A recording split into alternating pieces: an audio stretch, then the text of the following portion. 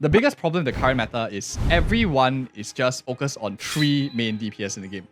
You have Firefly, you have Acheron, and you have Feixiao. These 3 characters have been dominating the meta for like since 2.x all the way to now. And the truth is, reality hurts. At the end of the day, not all of them will still be meta moving forward into 3.x and beyond. Some characters may be a little bit preferred, some characters maybe are a little bit stronger in that sense. But in this section that we want to talk about is what exactly can Hoyoverse do to power creep your favorite teams. And let's start things first off with like the first team, right? The easiest one, I think the easiest one to power creep out of the 3 meta teams in the game is probably this team over here. This team actually is not very difficult to power creep and not very difficult to remove from the meta, because the problem is they all rely on effect hit rate, on applying debuffs on the enemy. One of the easiest ways to like remove Acheron from the meta, we talked about it, 2 things, right? 2 things that you can do. One is Acheron debuff. You make enemies all have tons of effect res. Like Adventuring Shield, you slap it all on the enemies and then no one is getting debuff. So that's a massive way to remove. So then some people actually like say in the comment section of like some of my YouTube videos, and they were saying, oh, but if you have very high effect res enemies, then in that case, none of your nihility characters will be able to ever land debuffs. So that is correct, but until you think about it a bit more. Effect res only removes characters who do not want effect hit rate. Like Acheron. Acheron doesn't build for effect hit rate at all, but Chow builds for effect hit rate. So your nihility characters that don't mind scaling into effect hit rate will still be relevant. The characters that don't scale into effect hit rate will be boxed out because they cannot debuff. Which means that then it is kind of like a flip side, right? Means Chow's relevance will increase if enemies have more effect res, because Chow himself scales with a lot of effect hit rate. Whereas like Pella and stuff, they don't scale as nicely with effect hit rate, so that's one angle they can go into doing things as well. Same for Adventuring, he doesn't build for effect hit rate, so unless it's like a guarantee or you're super lucky, there is a chance of not landing the debuffs. And in that case, Acheron's utility will drop by a lot. The second way they can power creep Acheron is actually already in the game. It affects more than just Acheron. So this nonsense is already in the game. And people don't realize that they actually stopped this nonsense for, other than like some of the elite bosses, the weakness blocking, because they want break to be relevant. So Acheron's colorless breaking and all that stuff will start to be problematic, especially if characters can't be broken, because then colorless break means nothing if the enemies don't even get broken in the first place. In that sense, this scales very nicely into the break teams that we're talking about. So of course, the first thing is how Acheron's team are going to like find trouble. 2 ways, right? Either very high effect res, or enemies don't get broken at all, so you don't even get that additional things that they can do. Other than that, Acheron is actually a hyper carry-ish kind of thing. If you were to branch out like the 8 teams of Honkai Star Rail, Acheron teams is actually hyper carry. They are about the same. Both of them are like pretty much the same. Acheron is just a evolved form of hyper carry. Very similar to the old meta of Imbibitor Lunae.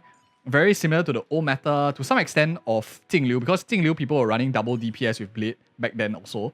So more so than Imbibitor Lunae. So she's like a 2.x version of Imbibitor Lunae. And in hyper carry teams, we all know that hyper carry teams are the first ones to go in when in a changing landscape. That's it.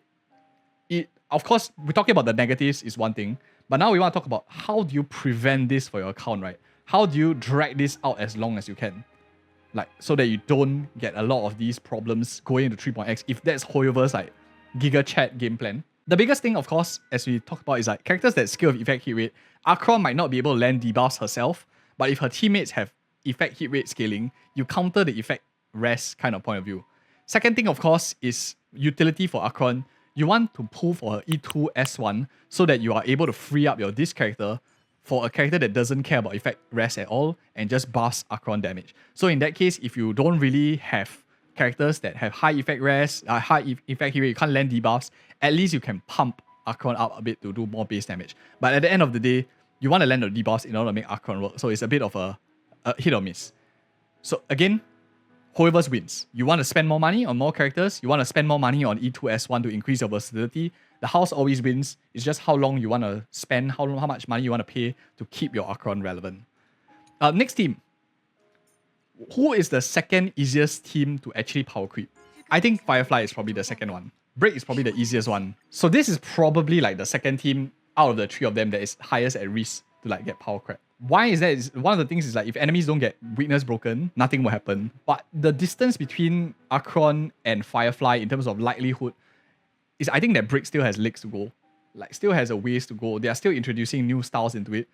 So the only question is, Brick as a style, likely here to stay. Firefly as a DPS, the question remains. So what happens if we have other characters that have inbuilt, like everything they have Harmony MC's kit inbuilt into the DPS character?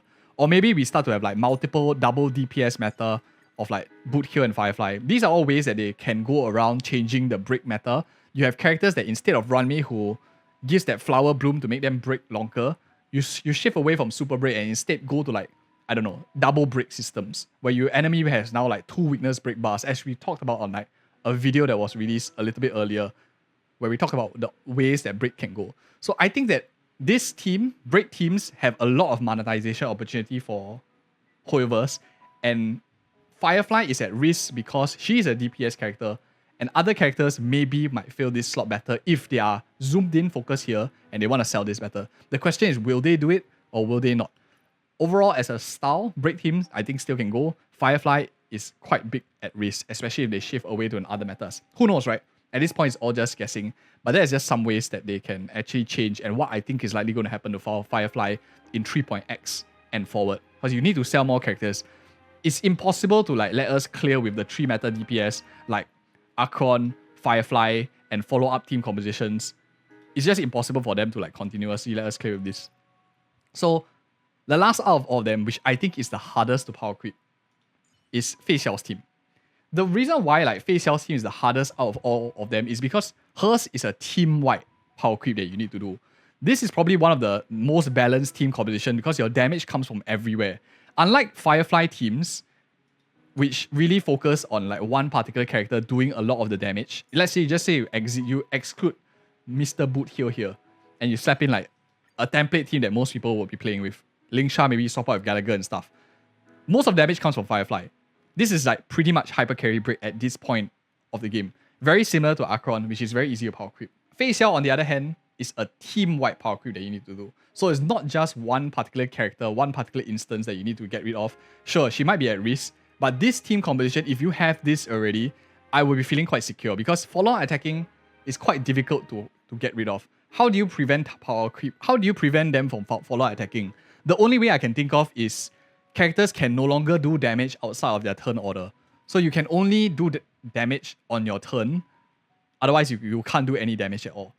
Which maybe is possible. So in that sense, I think follow-on attacking is the hardest. Because as a style, you need to power creep every single of these characters rather than just like one character to play. Of course, Feixiao has gone through like one cycle of revision. You have actually they actually kind of like Powercreep Doctor ratio in a sense. From Doctor ratio shifted over to Feixiao. So that's like a first handing over of guards. Whereas Firefly and Acheron hasn't had that handing over of guards. You would say like in a style presence, maybe characters like Imbibitor Lune actually handed over the baton to Acheron and Firefly just created a new relationship with Harmony MC in 2.x. So moving forward, one of the biggest things to consider is Harmony MC is going to go. Harmony MC is going to change to something else. We are no longer, every time a new planet comes about, they are going to sell you a new or give you a free main character for free. Right now, this team is very beautiful. It works very well because everyone is focused on Harmony MC. What happens if you take this out of the way? And then now all you're left with a team like that. Sure, it might be okay, but what happens if I told you that that new Harmony MC is now the meta, super strong? What happens if it's a Nihility MC that heals your entire team as you do DOT? Then DOT might be the meta and stuff like that. Some of us might still remain as a Harmony MC and stuff, but at the end of the day, meta shifts very fast and Hoyoverse will always try to sell you the newest agenda. How do you counter all of this in a sense? I think very importantly is if you really like Firefly and you want to play for teams, the upcoming supports for break is probably very important to pay attention to. If you have a lot of like break, you like Firefly a lot, look for the new upcoming characters that scale with break, maybe with official information, live streams and stuff, especially 2.7 might be quite interesting to look at. Those are angles that you want to go into to continuously building your current team. For follow-on attacking, because they are the most safe, I don't think that there's any way to like get rid of them completely. I think that follow-on attacking, even if one day they take the backseat, they might be the current state of like DOT. They will never fall too far from top few, but they could always be like still be decent in the top 4, top 5. Like DOT's current game state relevance, I think is where hard follow-up teams will be after like a lot of new DPS has been introduced. And that's my biggest guess. So out of all 3 teams, long story short, it's like Acheron team biggest at risk. Best way to counter is pay to win. A lot of money and a lot of characters to counter her downside, which is exactly playing into Hoyover's game plans. Firefly teams is looking forward for new characters because Break is going to change quite a bit. So I think Break is going to be very exciting to consider moving forward. Out of all of them, the one that is least resistant, like most resistant to Powercreep, probably is going to be a Feixiao team. I think this is going to be like super strong out of all of them to resist the thing. But then again, this is the most expensive team out of all 4 of them, right? Because you have 4 limited characters. So of course this is going to be a lot more difficult to truly Powercreep. I see a lot of people like just saying that you will never have your main DPS's Powercreep. They can't see a world where Acheron, Feixiao, or Firefly are not meta.